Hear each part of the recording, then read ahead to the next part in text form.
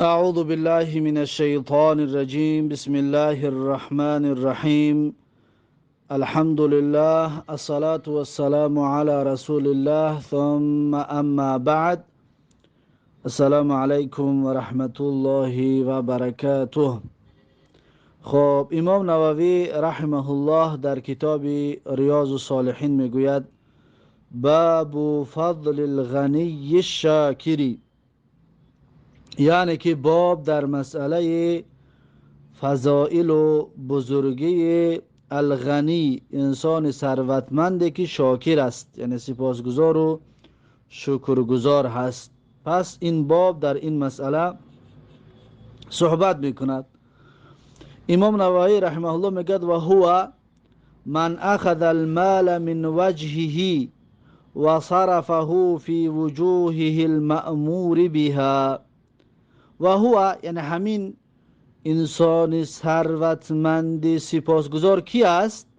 من اخذ المال، هر کسی که به دست آوردگی است مال دنیا را، اون ثروتش را به دست آوردگی است، من وجهه یعنی از روی خودش، مقصد از راه حلال و از راه درست، از راه حلال و درست مال را به دست آوردگی است.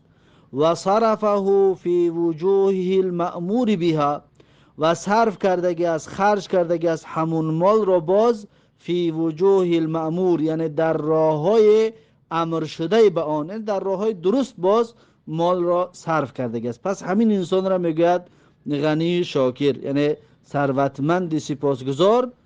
صفتش همین است که مال را از طریق حلال جمع کرده است و در طریق و در راه حلال صرفش کردگی است. بعد از این شروع میکند با آیت ها را آوردن. اول چند آیت میارد، میگد قال الله تعالی، گفت الله سبحانه و تعالی فاما من اعطا واتقا، پس کسی که، اما کسی که اعطا واتقا، اعطا کرد یعنی صدقه داد، واتقا و تقوا را پیشه کرد، یعنی فقط با صدقه دادن تنها براش کفایه نمی کند، هم مال صدقه کرد و تقا همچنین تقوا را پیشه کرد. و صدق بالحسنى، و راست شمارید بالحسنى یعنی با آن وعده هایی که، با آن پاداش هایی که وعده شدگی است، پاداش های وعده شده را همچنین باور داشت، یعنی که صدقه را داد و تقوا را پیشه کرد و میدانست که آینده این دو عمل چی پاداش های بزرگی دارد. الله سبحانه و تعالی اکنون میگه این طور انسان را فسنیسره لیلیسرا، پس ما آسان میگردونیم برای این طور انسان یسرا را، یسرا یعنی جنت را، یا یسرا رفتن در راه درست و رفتن در راهی که رازگی الله در اون راه است و آیندهش آخرش جنت می شود. پس الله سبحانه و تعالی میگه برای این طور انسان ما راه رفتن در راه درست و حق را آسان میگردونیم و همچنین به جنت در آمدن هم آسان میگردونیم. خب این هست یکمین آیت از سوره لیل. و بعد از این امام نووی رحمه الله میگه و قال تعالی، و گفت الله سبحانه و تعالی و سیجنبها الاتقا، یعنی که و بزودی ما دور میگردانیم، و سیجنبو یعنی بزودی ما دور میگردانیم، ها یعنی از چی دور میگردانیم؟ از دوزخ. این های ضمیر یک است از دوزخ است. و سیجنبها، پس ما دور میگردانیم از دوزخ کی را؟ الاتقا، یعنی پرهیزگارترین انسان ها را. هر کسی که پرهیزگار است و تقوا دارد، الله سبحانه و تعالی میگه ما او را از آتش دوزخ دور میگردونیم. اکنون با اتقا را بیان میکند، یعنی گفتیم پرهیزگارتر، یعنی این پرهیزگارتر کی است؟ الذی یؤتی ماله یتزکی، الذی یعنی اتقا یعنی پرهیزگارتر، الذی شخص هست که یؤتی ماله میدهد مالش را، برای چی میدهد؟ یتزکی، تا که پاک شود، برای پاک شدن، برای تازه شدن مالش زکات مال میتید و صدقه میتید برای پاک شدن و تازه شدن از گناه. و ما لأحد عنده من نعمت تجزا، و نیست از برای کسی در نزد همین انسان با تقوا از نعمت. و ما لأحدین یعنی نیست از برای کسی، یعنی کسی حق ندارد عنده در نزد همین انسانی که تقوادار است که مال زکات مالش را میدهد، من نعمتین یگان کس یعنی حقدار نیست، تجزا باید پاداش داده شود.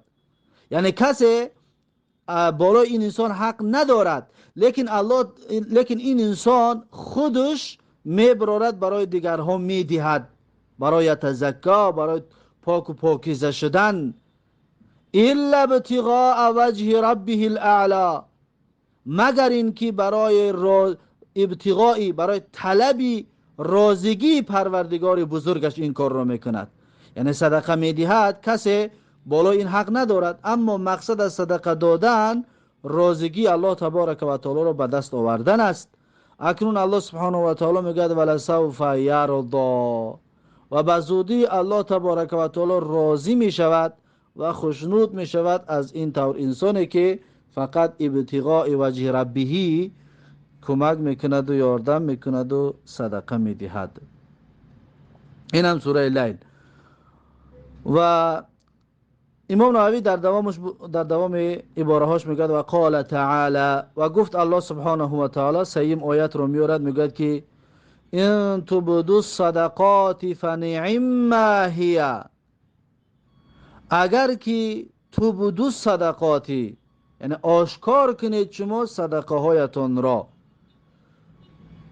فنعما هی پس چی قدر خوب است وی، یعنی آشکار کردن صدقه هایتان براتون چی قدر خوب است. اینجا مقصد از صدقات زکات است، زکات مال. پس اگر که شما زکات مال هایتان را آشکار بکنید، فنعما هی پس چی قدر خوب است این آشکار کردن شما. چرا خوب است؟ زیرا اینکه دیگرها میبیند و دیگرها هم پای میبرند که یعنی که مال زکات دارد، شاید سبب هدایت دیگرها شود. از این حساب میگه که خوب است. اما این صدقه چی است؟ صدقه فرضی است، یعنی زکات مال باشد.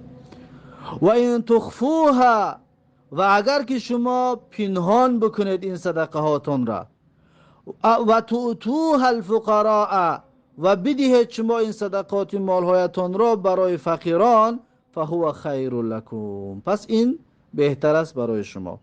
پس در اینجا الله سبحانه و تعالی بیان کرد که صدقه زکات را فرضی را آشکار کردنش جایز و درست است، و اگر که تخفوها یعنی که پنهان کنید این چی است؟ بهتر است. اما آشکار کردنش یعنی که سبب محروم شدن از گناه نمی شود، بلکه جایز است. و در دوام آیه الله سبحانه و تعالی میگه که و یکفر عنکم من سیئاتکم، و یکفر یعنی تکفیر میکنیم، از بین میبریم. یکفر تکفیر کردن که از بین بردن، از بین میبریم از شما، من سیئاتکم یعنی بعضی از گناهایتون را. به سبب صدقه دادن، به سبب زکات دادن، الله سبحانه و تعالی میگه بعضی گناهان شما را ما از بین میبریم، یعنی میبخشیم بعضی گناهاتون را. والله بما تعملون خبیر، و الله سبحانه و تعالی به هر آن کاری که شما انجام میدهید خبیر است، یعنی آگاه است. الله سبحانه و تعالی آگاه است از هر آن چیزی که شما انجام میدهید. خب این سوره بقره. و بعد از این امام نووی رحمه الله میگه و قال تعالی، و گفت الله سبحانه و تعالی لن تنالوا البر حتى تنفقوا مما تحبون. لن تنالوا البر یعنی شما به دست آوردن نمیتوانید بر را، یعنی خوبی و خیرات زیاد را، تقوا را، حتی تنفقوا مما تحبون تا زمانی که انفاق بکنید شما از آن چیزهایی که از آن مالهایی که شما خودتون دوست می‌دارید. تا اگر همین کار نکنید شما بر را یعنی خیر بسیار را، مقصد از بر یعنی جنت را شما به دست آوردن نمیتوانید.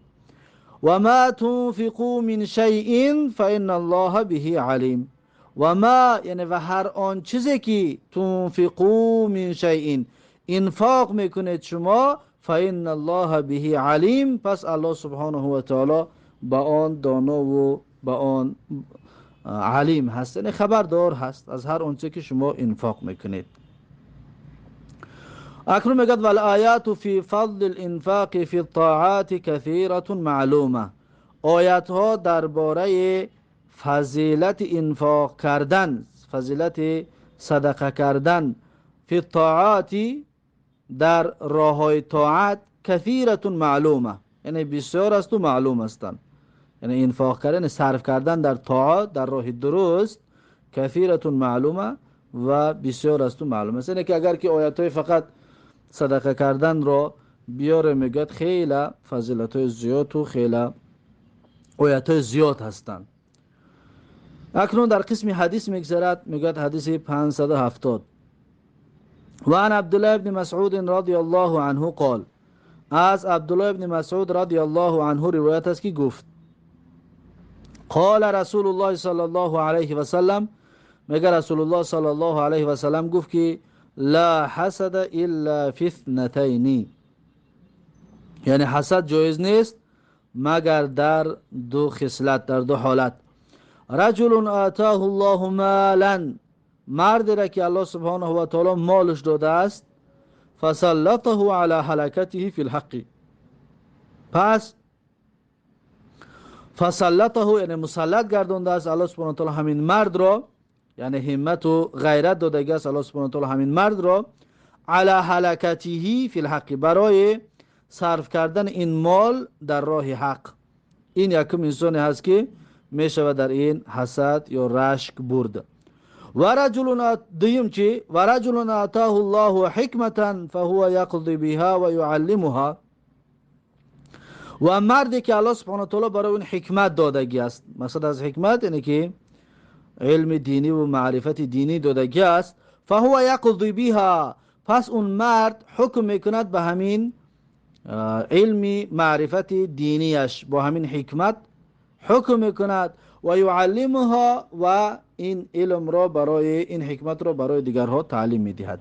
پس در این هم این طور انسان دم میشود حسد برد، یعنی رشک برد، این جایز است. متفق علیه، حدیث متفق علیه هست و تقدم شرح قریبا، و شرحش میگه پیشتر گذشته بود، یعنی که این حدیث یک بار دیگر خوانده بریم. بعد از این حدیث 571 و عن ابن عمر رضی الله عنهما عن النبی صلی الله علیه و سلم قال، یعنی که از ابن عمر رضی الله عنهما روایت است از پیغمبر صلی الله علیه و سلم که گفت، ابن عمر از پیغمبر روایت کرده، میگه پیغمبر گفت که لا حسد الا فی اثنتین، یعنی حسد جایز نیست مگر در دو خصلت، در دو حالت حسد جایز و درست است. اون حالت ها کدام است؟ رجل آتاه الله القرآن، مرد را که الله سبحانه و تعالی برای اون مرد قرآن دادگی است، یعنی اون مرد رو حافظ قرآن، داننده قرآن و داننده شریعت گردانده است، یعنی که قرآن را درک کردن الله سبحانه و تعالی براش نصیب گرداندگی است، یعنی مثلا علمی شرعی براش دادگی است. فهو یقوم به آناء اللیل و آناء النهار، پس این انسان که الله سبحانه و تعالی براش قرآن دادگی است، یقوم به قیام لیل میکند. آناء اللیل یعنی ساعت های شب و آناء النهار ساعت های روز، یعنی لحظه های از شب، لحظه های از روز را قیام میکند. پس می شود که برای این طور انسان هم همچنین رشک برد. و رجل آتاه الله مالا، و دوم مردی که الله سبحانه و تعالی براش مال دادگی است، فهو ينفقه آناء اللیل و آناء النهار، پس همین مردی که الله براش مال داده است انفاق میکند مال را آناء اللیل و آناء النهار، یعنی ساعت های از شب و ساعت های از روز، یعنی لحظه های شب و لحظه های روز صدقه میدهد و انفاق میکند و صرف میکند. پس میشود در این مردم همچنین رشک برد. حدیث متفق علیه است. خب بعد از این حدیث 572 و عن ابی هریره رضی الله عنه ان فقراء المهاجرین اتوا رسول الله صلی الله علیه و سلم فقالوا. از ابو هریره رضی الله عنه روایت است هر آینه فقیران مهاجرین آمدن نزد رسول الله صلی الله علیه و سلم، پس گفتند که ذهب اهل الدثور بالدرجات العلا، یعنی رفتن ثروتمندان یا بردن ثروتمندان درجه های بالایی را به دست آوردن، یا ذهب میشه بگیم به دست آوردن، صاحب شدن. اهل الدثور یعنی ثروتمندان، بالدرجات العلا یعنی درجه های عالی و جایهای بالا را به دست آوردگی هستند. و النعیم المقیم، و همچنین اهل الدثور نعمتهای جاودانی را به دست آوردند. فقال و ما ذاک، پس پیغمبر صلی الله علیه و سلم گفت و ما ذاک، یعنی چگونه و چی هستند، یعنی چگونه و چی طور. فقالو، پس مهاجرین فقرای انصار گفتند که، پس مهاجرین فقرا گفتند که یصلون کما نصلی، یعنی ما نماز میگذاریم چی طوره که آنها هم نماز میگذارن، یا که یصلون کما نصلی، ویها نماز میگذارن چی طوره که ما نماز میخونیم. و یصومون کما نصوم، و آنها روزه میگیرن چی طوره که ما روزه میگیریم. و یتصدقون ولا نتصدق، یعنی در این دو کار نماز و روزه در یکی شریک هستیم، اما چیزهایی که آنها از ما بالا است میگد و یتصدقون ولا نتصدق، یعنی اونها صدقه میدهند و ما صدقه نمیدهیم، یعنی مالی نداریم که صدقه بدهیم. و یعتقون ولا نعتق، و آنها اعتاق میکنند، یعنی که برده ها را آزاد میکنند و ما برده آزاد کردن نمیتوانیم، یعنی سومی نداریم که برده خریده اونها را آزاد بکنیم. فقال رسول الله صلی الله علیه و سلم، پس میگه رسول الله صلی الله علیه و سلم گفت که افلا اعلمکم شیئا تدرکون به من سبقکم. افلا اعلمکم، آیا من شما را تعلیم ندهم شیئا چیزی را که تدرکون به، یعنی که میرسید شما با همین چیزی که من براتان تعلیم میدهم، من سبقکم، کسانی رو که شما رو سبقت کردگی است، یعنی کسانی که از شما پیش شدن که در به دست آوردن ثواب. پس من گفت برای شما چیزی را تعلیم میدیم که شما اونها رو دیرو میکنید. و تسبیقون به من بعدکم، و شما سبقت میگیرید با همین چیزی که من براتون تعلیم میدهم، من بعدکم، کسانی که پیش است، کسانی که بعد شما میآیند، یعنی شما از اونها سبقت کردگی هستید. ولا یکون احد افضل منکم الا من صنع مثل ما صنعتم، و نمی باشد یگان کس بزرگتر و با فضیلت تر از شما ده الا من صنع مثل ما صنعتم، مگر کسی که انجام بده اون چیزی که شما انجام دادید، یعنی که چیزهای بزرگ را براتون تعلیم میدیم. قالوا بله یا رسول الله، پس اصحاب گفتن، یعنی فقرای مهاجرین گفتن که بله ای رسول الله.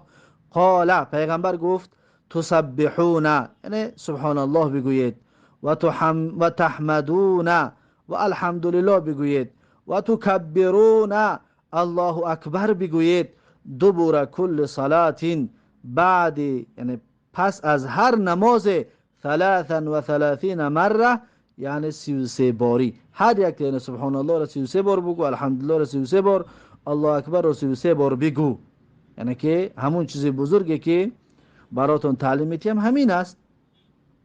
پس میگد اصحاب این را تعلیم گرفتند و رفتن. وقتی که رفتن با ثروتمندان و بایها از این سر هم خبردار شدن، اونها هم شروع کردن سبحان الله الحمدلله الله اکبر گفتن بعد نمازها را. باز این فقرای مهاجرین، فرجع فقراء المهاجرین الى رسول الله صلی الله علیه و سلم، باز چند قرن بعد که بایها هم خبردار کشیدن، گشتن آمدن نزد این مهاجرین، این فقرای مهاجرین نزد پیغمبر صلی الله علیه و سلم آمدن. فقالوا، پس گفتن سمع اخواننا اهل الاموال بما فعلنا، یعنی شنیدن برادرانمان ثروتمندان به آن کاری را که ما انجام میدیم. ففعلوا مثله، پس اون ثروتمندان هم مثل همون انجام دادن، مثل همون کاری که ما انجام میدادیم اونها هم همون کارها را باز انجام دادیستن، یعنی که اونها باز از ما پیش شدن. فقال رسول الله صلی الله علیه و سلم، پس میگه رسول الله صلی الله علیه و سلم گفت که ذلك فضل الله یؤتیه من یشاء، یعنی آن فضل الله تبارک و تعالی است برای هر کسی که بخواهد میدهد. این فضل الله است، یعنی الله سبحانه و تعالی براشون هم مال داده است و هم توفیق داده است که این عملهای نیکو را انجام میدهد. حدیث متفق علیه است و هذا لفظ روایت مسلمین، این لفظ روایت مسلم هست. خب همین این باب با آخر رسید، باب نو، باب ذکر الموت و قصر الامل، باب در مسئله یاد کردن مردن و کوتاه کردن آرزو و عمل. انشاءالله اینش درس آینده. بارک الله فیکم و جزاکم الله خیرا و السلام علیکم و رحمت الله و برکاته.